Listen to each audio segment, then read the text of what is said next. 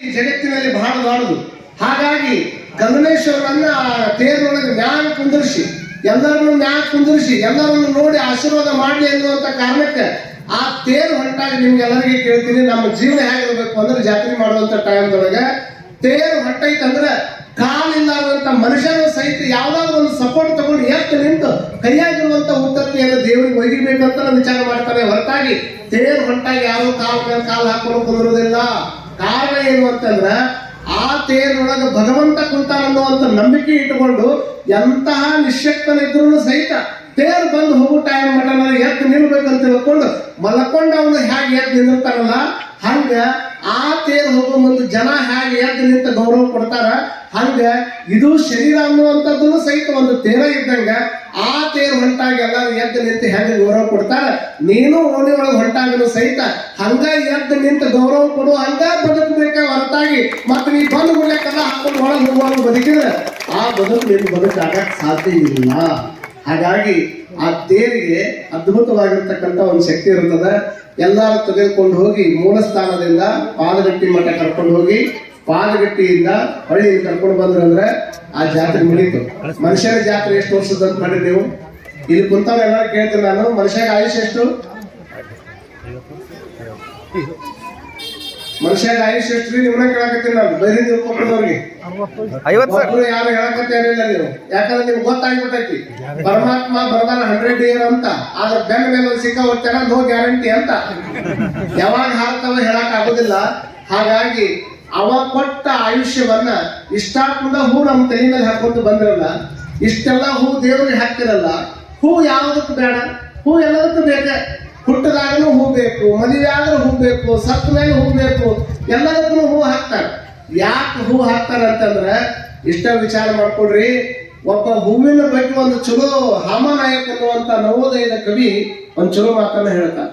ಎಷ್ಟು ಚಲೋ ಹೇಳ್ತಾನೆ ಅಂತಂದ್ರೆ, ಓ ಮಲ್ಲಿಗೆ ಹೂವೆ ಕಾಕಡ ಕಣ್ಣು ಬಿಟ್ಟೆ ಗಡಗಡ, ಉದುರಿ ಬಿದ್ದೆ ಬಡಬಡ, ಒಂದೇ ದಿನದ ಜೀವನ ಆದರೂ ನೀ ಪಾವನ, ನನ್ನ ಮನೆಯ ನಂದನ ನಿನಗೆ ಕೋಟಿ ವಂದನ ಅನ್ನುವಂತ ಮಾತನ್ನ ಹಾಮನಾಯಕ ಕವಿ ಒಂದು ಹೂವಿನ ಬಗ್ಗೆ ಬರೀತಾನೆ. ಒಂದು ಹೂವ ಮುಂಜಾನೆ ಹುಟ್ಟುತ್ತದೆ, ಸಾಯಂಕಾಲ ಬಾಡಿ ಹೋಗ್ಬಿಡ್ತದೆ. ಅದರ ಆಯುಷ್ಯ ಅಷ್ಟ. ಒಂದೇ ದಿವಸದಾಗಲೇ ಮುಂಜಾನೆ ಹುಟ್ಟಿರ್ತದೆ, ಸಾಯಂಕಾಲ ಬಾಡಿ ಹೋಗಿಬಿಡ್ತದೆ. ಮುಂಜಾನೆ ಹುಟ್ಟಿ ಸಾಯಂಕಾಲ ಬಾಡುವಂತ ಹೂವ ಇಷ್ಟೊಂದು ಶ್ರೇಷ್ಠತೆಯನ್ನು ಪಡ್ಕೊಂಡೈತಿ ಅಂತಂದ್ರೆ ಪರಮಾತ್ಮ ನನಗಾಗಿ ಒಂದು 100 ವರ್ಷಗಳ ಆಯುಷ್ಯವನ್ನು ಕೊಟ್ಟಾನಲ್ಲ. ನಾನೆಷ್ಟು ಮಂದಿಗೆ ಒಳ್ಳೆಯವನಾಗೀನಿ, ನಾನೆಷ್ಟು ಮಂದಿಗೆ ಉಪಕಾರವನ್ನು ಮಾಡೀನಿ. ಯಾವಾಗ ನನ್ನ ಜೀವನ ಸಾರ್ಥಕ ಆಗತ್ತ ಅಂತಂದ್ರೆ ನಾನು ಚಲೋ ಬಟ್ಟೆ ಹಾಕೊಂಡು ಅಡ್ಡಾಡೋದ್ರಿಂದ ನನ್ನ ಜೀವನ ಸಾರ್ಥಕ ಆಗೋದಿಲ್ಲ. ನಾನು ಬಹಳ ದೊಡ್ಡ ಮನೆ ಕಟ್ಕೊಂಡು ಅಡ್ಡಾಡೋದ್ರಿಂದ ನನ್ನ ಜೀವನ ಸಾರ್ಥಕ ಆಗೋದಿಲ್ಲ. ಬಹಳ ದೊಡ್ಡ ಗಾಡಿ ಒಳಗೆ ದೊಡ್ಡ ಹುದ್ದೆ ಒಳಗೆ ಇದ್ದು ಮಾತ್ರಕ್ಕೆ ನಮ್ಮ ಜೀವನ ಸಾರ್ಥಕ ಆಗೋದಿಲ್ಲ. ಜೀವನ ಯಾವಾಗ ಸಾರ್ಥಕ ಆಗ್ತದೆ ಅಂತಂದ್ರೆ ಒಬ್ಬ ಹುಡುಗ ನನ್ನ ಜೀವನ ಸಾರ್ಥಕ ಯಾವಾಗ ಆಗ್ತದೆ ಅಂತ ಚಿಂತೆ ಮಾಡ್ಕೊಂಡು ಕುಂತಿದ್ದ. ಕುಂತಂತ ಟೈಮ್ ಅವ್ರ ತಂದೆ ಕೇಳಿದ, ತಲೆ ಮೇಲೆ ಯಾಕೆ ಕೈ ಇಟ್ಕೊಂಡು ಕುಂತೀಯಪ್ಪ ಅಂತ. ಇಲ್ಲಪ್ಪಾಜಿ, ಜೀವನ ಯಾವಾಗ ಬಹಳ ಸಾರ್ಥಕ ಆಕೈತೆ ಅಂತ ವಿಚಾರ ಮಾಡಾಕತ್ತೀನಿ ಅಂದ. ಅವಾಗ ಅವ್ರ ತಂದೆ ಹೇಳಿದಂತ, ಒಂದು ಪೇಪರ್ ತಗೋ, ವೈಟ್ ಪೇಪರ್ ತಗೊಂಡು 2 ಕಾಲಮ್ ಮಾಡಿದಾರೆ. 2 ಕಾಲಮ್ ಮಾಡಿ ಅದರೊಳಗೆ ಇಲ್ಲಿವರೆಗೂ ನೀವು ಯಾರ್ಯಾರಿಂದ ಏನು ಇಸ್ಕೊಂಡಿಯಲ್ಲ, ಪಡ್ಕೊಂಡಿಯಲ್ಲ, ಅದೇನಲ್ಲ ಇರ್ಬೋದು. ನಿಮಗೆ ಹೊಟ್ಟೆ ಹಸಿದಾಗ ಒಂದು ತುತ್ತು ಅನ್ನ ಕೊಟ್ಟವ್ರು ಇರ್ಬೋದು, ಬಿದ್ದಾಗ ನಿಮಗೆ ಸಹಾಯ ಮಾಡಿದವ್ರು ಇರ್ಬೋದು, ಏನಾರ ಕೊಡ್ಲಿಪ್ಪ, ನಿನಗೆ ಮತ್ತೊಬ್ಬರಿಂದ ಏನು ಕೊಟ್ಟಾರಲ್ಲ ಒಂದು ಕಡೆ ಲಿಸ್ಟ್ ಮಾಡ್ಕೋ, ಇನ್ನೊಂದು ಕಡೆ ನೀ ಏನು ಯಾರಿಗಾರ ಕೊಟ್ಟಿಯಲ್ಲ ಅದನ್ನು ಒಂದು ಲಿಸ್ಟ್ ಮಾಡು. ಜೀವನ ಯಾವಾಗ ಬಹಳ ಸುಂದರ ಆಕೈತಿ ಅಂತಂದ್ರೆ ಅವ್ರು ಹೇಳ್ತಾರ, ಇಸ್ಕೊಂಡಿದ್ದಕ್ಕಿಂತ ನಿಂದು ಕೊಟ್ಟಿದ್ದು ಲಿಸ್ಟ್ ದೊಡ್ಡದಿದ್ದಾಗ ಮಾತ್ರ ಜೀವನ ದೊಡ್ಡದಾಕೈತಿ. ಹೊರತಾಗಿ ಮತ್ತೆ ಇಸ್ಕೊಂಡಿದ್ದ ದೊಡ್ಡದಾಯ್ತು, ಹಳೆ ಕೊಡೋದು ಏನಿಲ್ಲ ಇಲ್ಲ ಅಂತಂದ್ರೆ ವಿಚಾರ ಮಾಡ್ಕೊಡ್ರಿ.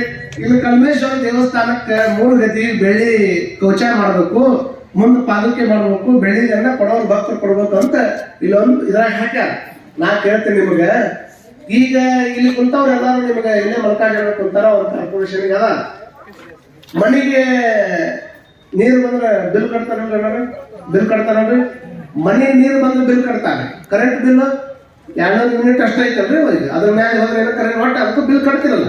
ನೀವು ಕಟ್ಟಿಲ್ಲ ಅಂದ್ರೆ ಸರ್ಕಾರದವ್ರು ಕಟ್ಟಾಕತ್ತಾರ ಅಂತ ತಿಳ್ಕೊಬೇಕು ನಾವು. ಮನೆಗೆ ನೀರು ಬಂದ್ರೆ ಬಿಲ್ ಕಟ್ತೀರಿ, ಮನೆಯೊಳಗೆ ಕರೆಂಟಿಗೆ ಬಿಲ್ ಕಟ್ತೀರಿ, ಮತ್ತು ಭೂಗಾಡಿಗೆ ಅಂತ ತಿಳ್ಕೊಂಡು ಅದಕ್ಕೂ ಸಹಿತ ಬಿಲ್ ಕಟ್ಟವ್ರದಾರ. ಎಲ್ಲವಕ್ಕೂ ಸಹಿತ ಬಿಲ್ ಕಟ್ತಾರ. ಮತ್ತೆ ಮೇಂಟೆನೆನ್ಸ್ ಚಾರ್ಜ್ ಅಂತ ಕಟ್ತಾರ, ಡೆವಲಪ್ಮೆಂಟ್ ಚಾರ್ಜ್ ಅಂತ ಕಟ್ತಾರ. ಇವೆಲ್ಲ ಯಾರು ಕೊಟ್ಟಿದ್ದು? ಯಾರು ಕೊಟ್ಟಿದ್ದ? ಅವ ಕೊಟ್ಟ ಜಗದೊಳಗೆ ನಾನೊಂದು ಮನೆ ಕಟ್ಕೊಂಡ್ರೆ, ಅವ ಕೊಟ್ಟ ಜಗದೊಳಗೆ ನಾನೊಂದು ಮನೆ ಕಟ್ಕೊಂಡ್ರೆ ಗೌರ್ಮೆಂಟಿಗೆ ನಾವು ಬಿಲ್ ಕಟ್ತೀವಿ ಅನ್ನೋದಾದ್ರೆ ಮೂಲ ಅವಂಗೇನು ಕಟ್ಟವ? ಯಾರಿಗೆ? ಯಾರಿಗ್ರಮ್ಮ? ಭಗವಂತ ಒಳಗ್ ಕುಂತ ನನ್ನ ಕಲ್ಮೇಶ ಅವಂಗ ಯಾವ ಬಿಲ್ ಕಟ್ಟವ್ರ? ಹೊರಗಿನ ಬಿಲ್ ಕಟ್ಟಿದ್ರ ಹೊರಗಿನ ಮಂದಿ ಅಟ್ಟ ಬಹಳ ಖುಷಿ ಆಗ್ತದ. ಪರಮಾತ್ಮನಿಗೆ ಬಿಲ್ ಕಟ್ಟೋದಕ್ಕಿಂತ ಪೂರ್ವದೊಳಗೆ ನಿನ್ನ ಪರಿಶುದ್ಧವಾಗಿರುವಂತ ದಿಲ್ಲನ್ನ ಮಾತ್ರ ಅವನು ಕಟ್ಟಬೇಕೆ ಹೊರತಾಗಿ ಅದು ಬಿಲ್ಲಿನ ಅವಶ್ಯಕತೆ ಇಲ್ಲ ಅನ್ನುವಂಥದ್ದನ್ನ ನಾವೆಲ್ಲ ತಲೆಯಾಗಿ ತಗೊಳ್ಬೇಕಾಗ್ತದೆ. ಸಣ್ಣದೊಂದು ವಾಟರ್ ಬಾಟಲ್ ಐತಿ ಇಲ್ಲಿ, ಇದ್ರ ಬೆಲೆ ಎಷ್ಟು? ಒಂದು 25 ರೂಪಾಯಿ ರೊಕ್ಕ ಇರಬೇಕು. ಒಂದು ವಾಟರ್ ಬಾಟಲ್ ನಮ್ಮ ಮುಂದೆ ಇಟ್ಟಾರೆ. 1 ಲೀಟರ್ ಬಾಟಲ್ ನೀರು ಕುಡಿಯುವಂತ ಬಾಟಲ್ಗೆ 25 ರೂಪಾಯಿ ರೊಕ್ಕ ಕೊಟ್ಟು ನಾವು ಖರೀದಿ ಮಾಡ್ಕೊಂಡ್ ಬರ್ತೀವಿ ಅನ್ನೋದಾದ್ರೆ ಎಂದ ಜಗತ್ತು ಹುಟ್ಟಿದ ಅಂದಲಿಂದ ಹೊಳಿ ಹರಿಸ್ಕೊಂತ ಬಂದಾನ. ಯಾರು ಬೋರ್ ಹೊಡೆದ್ರೆ ನೀರು ಕೆಳಗಿನಿಂದ ಬರ್ತದ, ಮ್ಯಾಲಿಂದ ಬರ್ತದ. ಮತ್ತು ಒಂದು ಬಾಟಲ್ ಲೆಕ್ಕದಾಗ ಹಿಡ್ಕೊಂಡು ಹೊಂಟ್ರೆ ಮನುಷ್ಯ ಒಂದು ದಿವಸಕ್ಕೆ ಎಷ್ಟು ನೀರು ಬಳಕೆ ಮಾಡ್ಕೊಂತಾನಲ್ಲ, ಇಟ್ಟು ರೊಕ್ಕ ಅವ ಏನಂದ್ರೆ ಮತ್ತು ನಮ್ದು ಇಟ್ಟು ಬಳಕೆ ಮಾಡ್ಕೊಂಡ್ರಿ ನನಗೊಂದು ಇಟ್ಟು ಕಟ್ ಅಂದಿದ್ರೆ ನಾವೇನಿಂದ ಕಟ್ಟವ್ರು ಅನ್ನುವಂಥದ್ದನ್ನು ವಿಚಾರ ಮಾಡ್ಕೊಳ್ಬೇಕು.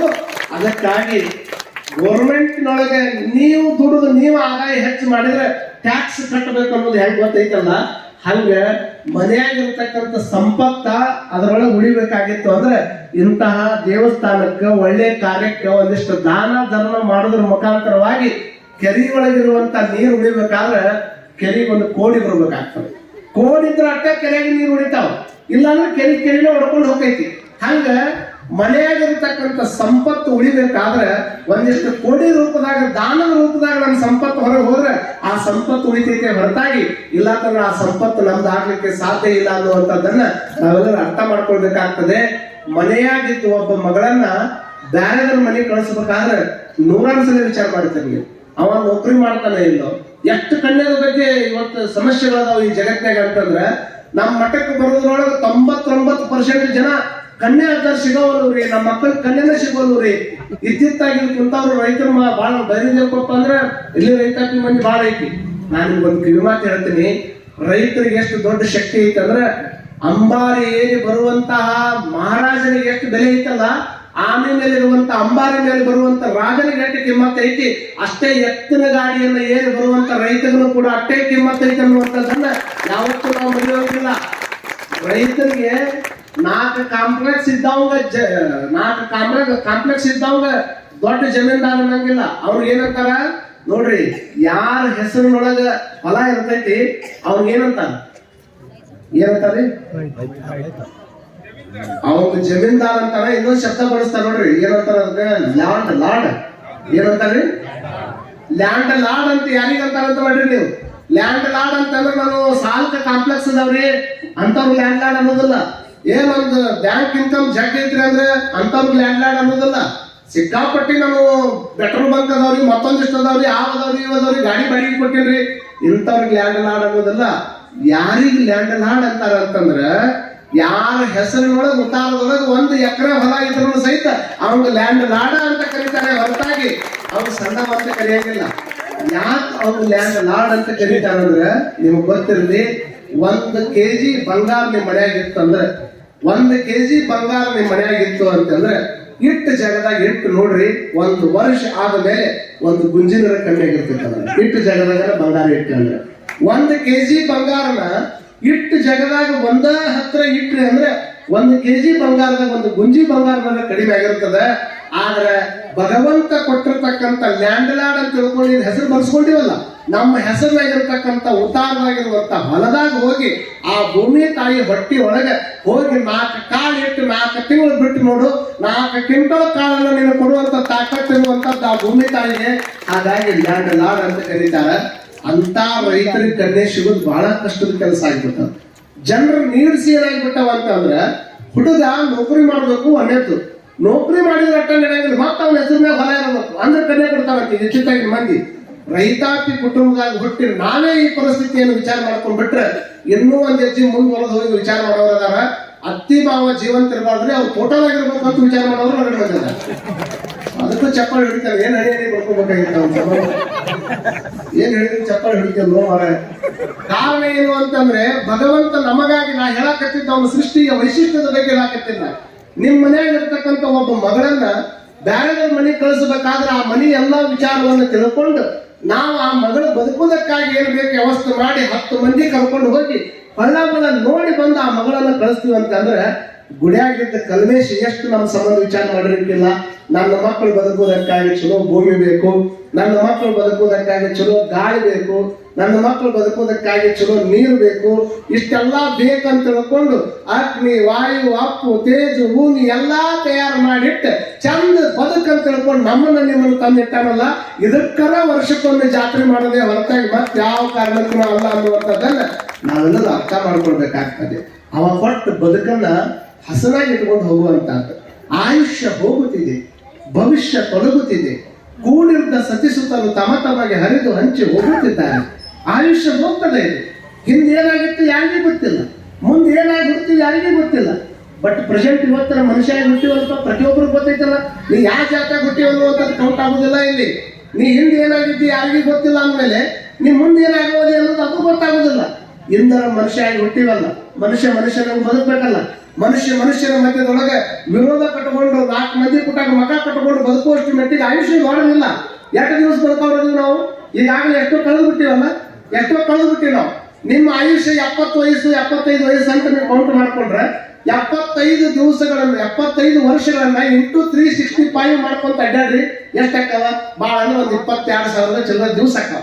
ಇಟ್ಟ ನಮ್ಮ ಕೈಯಾಗಿರೋದು. ಅದ್ರಾಗ ಎಷ್ಟು ಹೋಗ್ಯಾವ ಅದನ್ನ ವಿಚಾರ ಮಾಡ್ಕೊಂಡ್ರಿ. ಉಳಿದಿದ್ದೆಟ್ಟ ಅದ್ರಾಗ ಮತ್ತೊಬ್ಬರು ಉಸಾಬರಿ ಮಾಡಕ್ ಹೋಗಿದ್ದೆಟ್ಟ, ಮತ್ತೆ 4 ಮಂದಿ ಕೂಡ ಗುದ್ದಾಡಕ್ ಹೋಗಿದ್ದೆಟ್ಟ, ಎಷ್ಟೋ ಮಂದಿ ಟಿವಿ ಮುಂದೆ ಕುತ್ಕೊಂಡು ಟಿವಿ ಮುಂದೆ ಕಾಲಹರಣ ಮಾಡಕ್ ಹೋಗಿದ್ದೆಟ್ಟ. ಇಷ್ಟೆಲ್ಲ ಅದಕ್ಕೆ ಇದಕ್ಕೆ ಕಳೆದಿಪ್ಪ.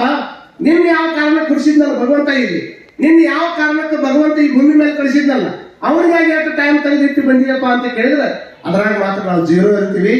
ದೇಶ ಗುರಿಯಾಗಿ ಲಯವಾಗಿ ಹೋದವರ ಕಂಡೆ ದೇಶವನ್ನ ಮತ್ತೊಂದು ದೇಶದ ಮೇಲೆ ಯುದ್ಧ ಆಡಬೇಕು, ಆ ದೇಶವನ್ನು ನಮ್ದ ಮಾಡ್ಕೋಬೇಕಂತ ದೇಶ ಗುರಿಯಾಗಿ ಲಯವಾಗಿ ಹೋದವರ ಕಂಡೆ, ತಮಂದ ಗುರಿಯಾಗಿ ಲಯವಾಗಿ ಹೋದವರ ಕಂಡೆ.